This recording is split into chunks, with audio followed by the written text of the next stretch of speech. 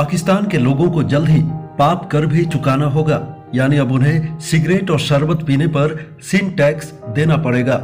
पाकिस्तान की तहरीक-ए-इंसाफ सरकार देश के कुल जीडीपी के 5% वाला हेल्थ बजट बनाना चाहती है और इस काम के लिए उसे आमदनी बढ़ानी होगी।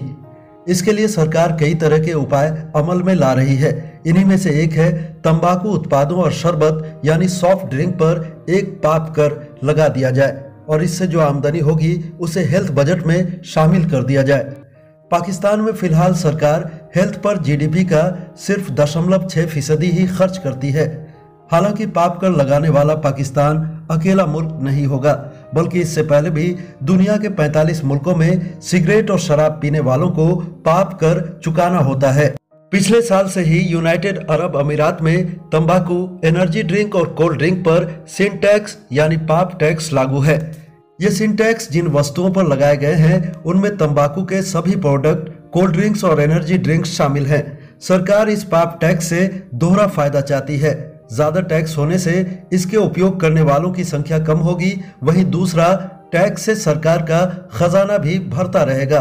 यूएई में तंबाकू के उत्पादों पर सिन टैक्स 100% और ड्रिंक्स पर 50% लागू है।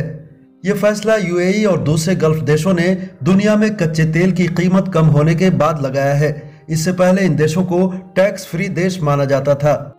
जीएसटी लागू होने से पहले तक भारत में भी सिगरेट, शराब और सॉफ्ट ड्रिंक पर अलग से सिन टैक्स लगाने की चर्चा जोरों पर थी, लेकिन तब सॉफ्ट ड्रिंक कंपनियों के विरोध की वजह से इसे टाल दिया गया था। हालांकि इस बात को पूरी तरह से खारिज भी नहीं किया जा सकता कि भारत में भी टैक्स बढ़ाने के लिए सरकार कभी भी सिगरेट और शराब पर सिन टैक्स लगा सकती है।